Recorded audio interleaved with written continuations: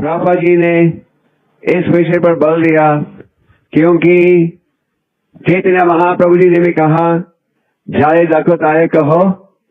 और भगवान श्री कृष्ण भी 18वें अध्याय में कहते हैं सब भक्तों में सबसे प्रिय कौन है, जो मेरा प्रचार करता है।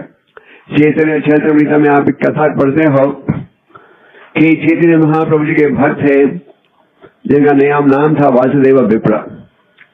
उस भक्त को कोढ़ की बीमारी थी, उसके पूरे शरीर में पस था और कीड़े थे, और जब कीड़े नीचे गिरते थे तो वासुदेव विप्र उठाकर कीड़ों को वापस शरीर में जोड़ देता था।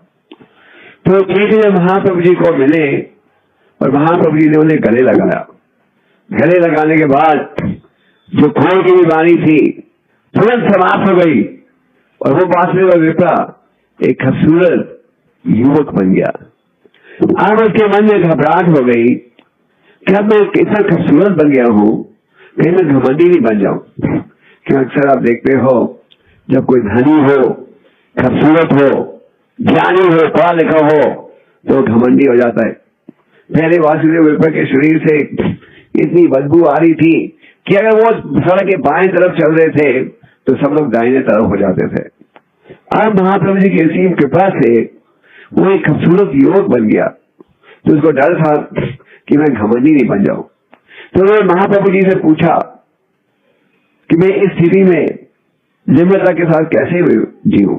तो महाप्रभु ने कहा सदा हरि नाम का जाप करो और सदा हरि नाम की महिमा का प्रचार करो, और अगर तुम इन दो कार्यों को निभाओगे तो सदा निम्रता के साथ जी पाओगे। तो प्रभुपाद जी इसके तात्पर्य में कहते हैं इसी प्रकार इस संसार के सब भक्तों का उद्धार हुआ है जैसे वासुदेव विप्र का उद्धार हुआ। तो हम सब भक्तों को क्या करना चाहिए, सदा हरि नाम का जाप करना चाहिए और हरि नाम की महिमा का प्रचार। इन ग्रंथों में आपको क्या प्राप्त होता है, हरि नाम की महिमा है कि नहीं। पिछले हफ्ते 2 हफ्ते पहले मैं अहमदाबाद में था, तो वहां मैं एक भक्त को मिला तो मैंने उससे पूछा कि आप भक्त कैसे बने। तो कह रहा था कि पिछले साल एक लड्डू की दुकान में उसने भगवत गीता खरीदी 2 रुपए में या 5 रुपए में, लड्डू की दुकान में। वो गीता को घर ले गया, पढ़ना शुरू किया और पढ़ने के साथ उसे ये लगा कि भगवान जो उपदेश दे रहे हैं मेरे लिए है, खास करके जप करना उसे शुरू किया, भक्तों की संगत का लाभ उठाना शुरू किया और आज बड़ा अच्छा भक्त बन गया। परिचय कैसे हुआ, भगवत गीता जो कि इसने लड्डी की दुकान में खरीदी थी। एक समय भक्ति सिद्धांत जी ब्रज मंडल परिक्रमा कर रहे थे तो प्रभुपाद उनको मिलने गए राधा कुंड में। तो भक्ति सिद्धांत जी ने कहा कि अगर भगवान तुमको धन दें तो ग्रंथों को प्रकाशित करना और बांटना। प्रकाशित करने का लाभ केवल जब है जगह आप उनको आगे बांटोगे भी, नहीं तो प्रकाशित करने का क्या लाभ। तो और भक्ति सिद्धांत जी ने एक मृदंगा की तस्वीर खींची और कहा ये जो ग्रंथों के प्रकाशन और वचन की सेवा है ये क्या है, बृहद मृदंगा। मृदंगा सब जानते हो, बजाओ तो आवाज आती है। बृहद मृदंगा का अर्थ है बड़ा मृदंगा। आपके कभी अच्छा साउंड सिस्टम लगाओ, आपकी आवाज थोड़ी दूर तक ही जाएगी। पर इन ग्रंथों को जब आप बांटते हो इनकी आवाज कहां से कहां जा सकती है। एक समय एक रूसी भक्त था जो कि पानी के जहाज में नौकरी कर रहा था। तो उसका पानी का जहाज ऑस्ट्रेलिया पहुंचा। जब ऑस्ट्रेलिया पहुंचा तो जब जहाज कहां जाता है तो सारे सेलर घूमने निकलते हैं बाहर। तो उसने एक भगवत गीता खरीदी ऑस्ट्रेलिया में। फिर वहां से जहाज निकला और आगे आया लंदन। जब लंदन आया, क्योंकि रास्ते में वो 2 हफ्ते के लिए गीता पढ़ रहा था, वो गया मंदिर में लंदन में भक्तों को मिलने, प्रसाद खाने, बड़ा प्रभावित हुआ था।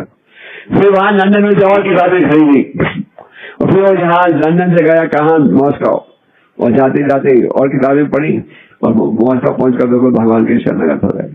तो वो मृदंग किताब कहाँ ली थी, ऑस्ट्रेलिया में। उसका असर कहाँ पड़ा, कई हजारों मील दूरी पर। तो आप जब ग्रंथों को बांटते हो ये नहीं कि इसका असर एकदम कल ही पड़ेगा। एक व्यक्ति विदेश में भक्त बना था, तो मैंने उसे पूछा भक्त कैसे बने, तो उसने कहा कि मेरी माता ने 6 साल पहले एक भगवत गीता खरीदी थी और खरीद कर अलमारी में रख दिया, कभी खोला भी नहीं, 6 साल के लिए। 6 साल बाद एक दिन बेटा निराश था।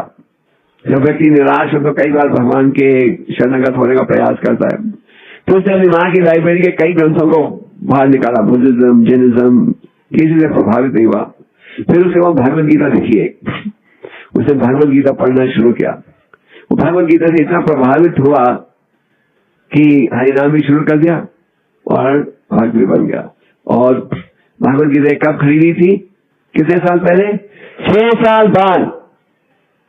तो जब आप इन ग्रंथों का वितरण करते हो तो ये मत सोचेगा कि इसका असर कभी दिखना चाहिए, कुछ पता नहीं कहां से कहां इसका प्रभाव होगा। और आप जब एक ग्रंथ को बांटते हो तो अक्सर कम से कम 4-5 लोग उसे पढ़ते हैं। तो ये जो ग्रंथों की सेवा है, और खास करके गीता जयंती के उपलक्ष्य इसका उनके भक्त अधिक प्रयास करते हैं इन ग्रंथों को बांटने के लिए। क्यों? क्योंकि प्रभुपाद जी की इच्छा थी कि पूरा मानव समाज सुधरे। जैसे कि आज के श्लोक में कुंती देवी जी कह रही हैं कि हम सदा आपके चरणों में रहना चाहते हैं। ये उपदेश हमें आगे लोगों को देना है, और ये केवल संभव हो पाएगा अगर आप इन ग्रंथों का वितरण करो। तो आप पूना के भक्त हर साल जुड़ते हो बड़े उत्साह के साथ। प्रश्न में हमारे उत्साह सारा साल रहना चाहिए। हम हिंदुस्तान में देखते हैं कि 1 महीने का हम उत्साहित हो जाते हैं, तो बाकी 11 महीने ढील सो जाते हैं। तो मेरा ये निवेदन है कि हम भक्तों में ये ग्रंथों के वितरण का उत्साह सारा साल रहना चाहिए, है कि नहीं? लोग सारा साल अखबार पढ़ते हैं ना, मैगजीन पढ़ते हैं, सिनेमा देखते हैं, तो सारा साल उन्हें ये दिव्य ज्ञान में देना चाहिए, और जब भी मौका मिले इसका हमें लाभ उठाना चाहिए। तो आप सब भक्तों का बहुत बहुत शुक्रिया। जैसे भीमा प्रभु कह रहे थे, ये बहुत ही आवश्यक सेवा है और हर साल आप भक्त इसका लाभ उठाते हो, और निवेदन यही है कि आप लाभ उठाते जाओ और सारा साल ग्रंथ का वितरण करो। इतने लोग हैं आपके पूना में जिनके पास कोई ज्ञान नहीं है, और हमने देखा है बुक डिस्ट्रीब्यूशन में कि आप नए लोगों के पास जाओ वो भी छोड़ेंगे। मैं राधे श्याम को कह रहा था 2 हफ्ते पहले कि हमारे दिल्ली में 2 भक्त थे जो कि एक व्यक्ति के पास मिलने गए जिसका इस्कॉन से कोई परिचय नहीं था, पर इस्कॉन से परिचय था और जिसका भक्तों के बाद उठना बैठना कुछ नहीं था। और जाके उन्होंने गीता की महिमा का प्रचार किया। तो इस व्यक्ति ने पहली मीटिंग में ही 27,000 गीता खरीद ली। 27,000 गीता एक ही व्यक्ति ने। तो मैं कह रहा हूँ कई व्यक्ति हैं जिनको आप जाओ, मिलो, गीता की महिमा का प्रचार करो, उनको उपदेश दो कि ये किस प्रकार समाज आज बिगड़ रहा है, समाज को सुधारने के लिए इस ज्ञान की आवश्यकता है। कई लोग जुड़ेंगे। प्रभुपाद जी ने कहा था कि भारत में सबसे ज्यादा ग्रंथों का वितरण हो सकता है पूरे विश्व में। उन दिनों में अमेरिका में बुक डिस्ट्रीब्यूशन सबसे ऊंचा था और भारत में बहुत छोटा था, पर आज हम देख सकते हैं कि अगर हम प्रयास करें तो इन ग्रंथों के वितरण के अनेक साधन हैं, और केवल ये निर्भर है भक्तों को इसके लाभ उठाने का। तो आप सब भक्तों का बहुत बहुत शुक्रिया। My Guru Maharaj asked me that if you get some money, you print books. So I took up this from his mouth, that he is very fond of books, and he told me personally that if you get some money, print books. Therefore I am stressing on this point. Where is book? Where is book? Where is book? So kindly help me. This is my request.